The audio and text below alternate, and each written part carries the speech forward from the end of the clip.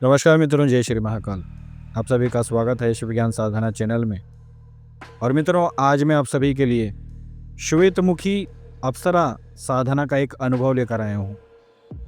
और मित्रों, यह अनुभव बहुत ही चमत्कारिक और दिव्य प्रत्यक्ष दर्शन अनुभव के साथ है।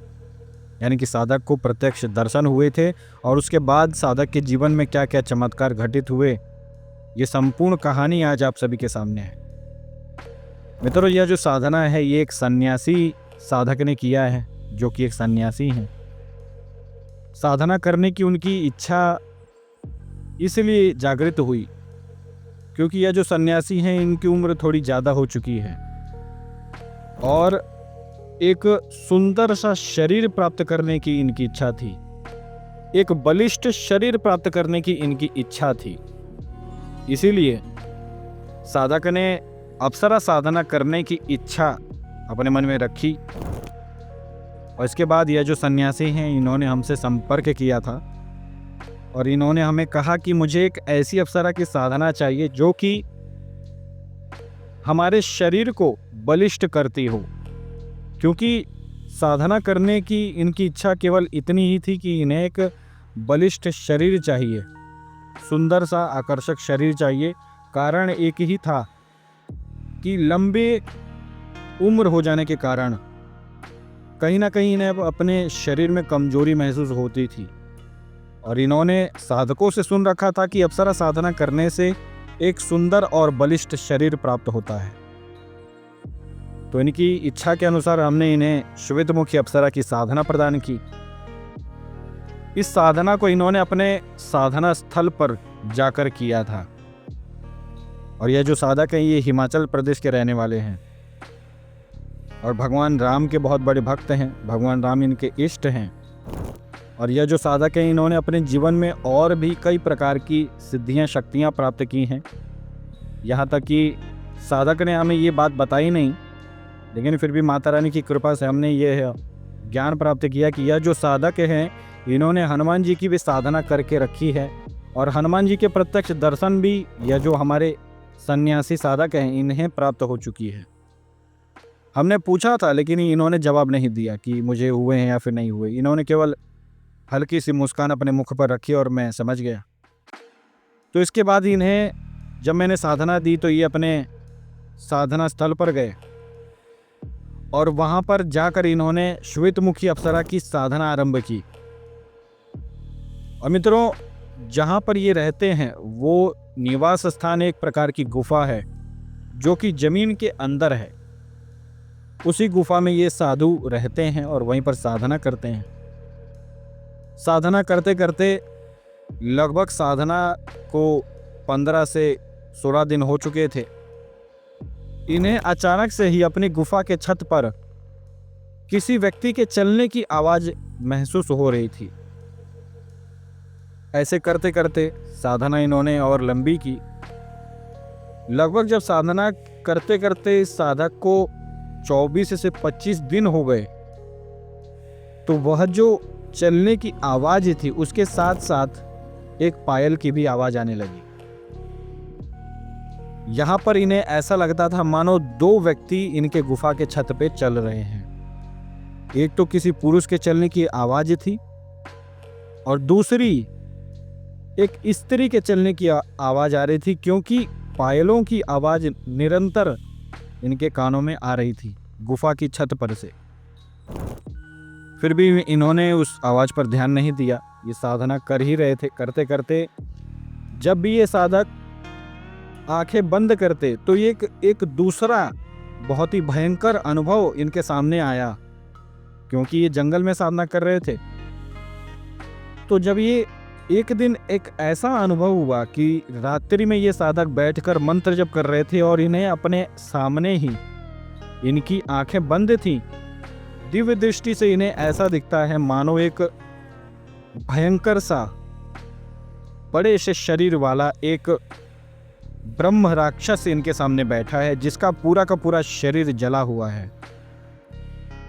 और उसके बगल में ही एक पिशाचनी बैठी है जिसकी दोनों आंखें चमक रही हैं। इस प्रकार के भयंकर अनुभव इस साधक को प्राप्त हुए।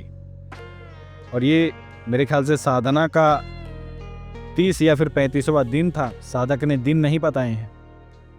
तो इस प्रकार से जब अनुभव हुआ तो कहीं ना कहीं साधक को थोड़ी चिंता हुई कि भाई ये कौन सी प्रेत पिशाच की कोई साधना तो नहीं मैं कर रहा हूँ।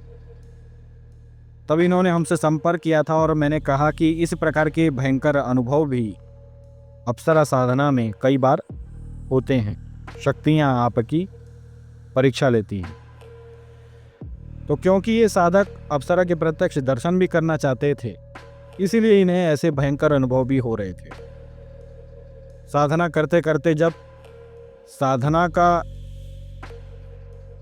जो दिन था वो 37वां दिन था शायद, 37वें दिन जो ब्रह्म राक्षस इन्हें अपने दिव्य दृष्टि में दिखाई देता था, उस ब्रह्म राक्षस का पूरा शरीर परिवर्तित होकर जो इनके गुरु थे उनके स्वरूप में वहां पर विद्यमान हो जाता है। और जो चुड़ैल इन्हें दिख रही थी वो श्वेतमुखी अप्सरा के स्वरूप में वहां पर खड़ी हो जाती है।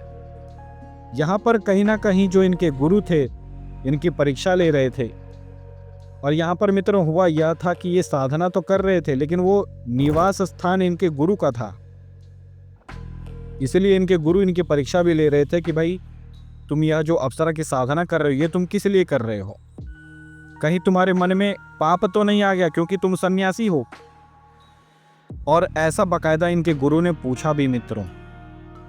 दिव्य दृष्टि से ही ये अपने गुरु को देख रहे थे और वहां पर इनके गुरु ने पूछा कि तुम ये साधना क्यों कर रहे हो।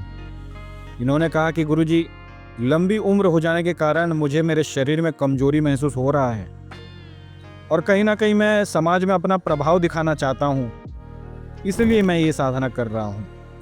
किसी भी प्रकार की कोई पाप की दृष्टि मेरे अंदर नहीं है। तो इनके गुरु ने फिर वह साधना संपन्न होने का आशीर्वाद दिया। यहाँ पर मैं आप सभी को कहना चाहूँगा कि यह साधना इन्हें 21 दिन में ही हो जाती, लेकिन कहीं ना कहीं इनके गुरु ने इस साधना की सिद्धि को रोक रखा था मित्रों। अब यहाँ पे क्या होता है कि जब इनके गुरु इन्हें आशीर्वाद देते हैं तो वहाँ पर श्वेतमुखी अप्सरा इनके सामने आती है और इन्हें कहती है कि मैं श्वेतमुखी अप्सरा हूँ और मैं आपको सिद्ध हो चुकी हूँ। इसके बाद इन्हें 3 वचन लेने होते हैं। ये 3 वचन लेते हैं अप्सरा से। और यहाँ पर होता यह है कि जो श्वेतमुखी अप्सरा है वह यह जो सन्यासी साधक हैं इनके शरीर में प्रवेश कर जाती है। शरीर में प्रवेश करने के बाद ये वहीं पर बेहोश हो जाते हैं। बेहोश हो जाने के बाद जब ये सुबह उठते हैं तो ये साधक स्वयं देखते हैं कि एक दिव्य कांति इनके शरीर में इन्हें महसूस हो रही थी। इन्हें अपने शरीर में एक ऊर्जा शक्ति महसूस हो रही थी और साथ ही साथ में इन्हें अपने चारों तरफ खुशबू महसूस हो रही थी, फूलों की खुशबू। यहाँ पर हुआ यह था मित्रों कि अप्सरा की सिद्धि के प्रभाव के कारण यह जो सन्यासी हैं इनके शरीर में एक दिव्य कांति इन्हें प्राप्त हुई, शरीर में एक नया बल प्राप्त हुआ। और साथ ही साथ में ये जहाँ पर भी चलते हैं, जहाँ पर भी ये जाते हैं, वहाँ पर वो स्थान जहाँ पर ये बैठते हैं वो स्थान सुगंधित हो जाता है। फूलों की खुशबू इनके शरीर से ही आने लगती है। इस प्रकार की दिव्य सिद्धि शक्ति इन्हें प्राप्त हुई है। और मैं तो कहूँगा ये कहीं ना कहीं इनके गुरु की ही कृपा के कारण साधक को ऐसी दिव्य सिद्धि प्राप्त हुई है, अन्यथा ऐसी सिद्धि किसी भी व्यक्ति को जल्दी प्राप्त नहीं होती। तो ये अप्सरा साधना का एक बहुत ही दिव्य अनुभव था जो कि एक बहुत ही उच्च कोटि के साधक के द्वारा यह अनुभव हमें प्राप्त हुआ। तो मित्रों, यह अनुभव आपको कैसा लगा इस विषय में अवश्य कमेंट में बताइएगा, अपनी राय हमें दीजिएगा।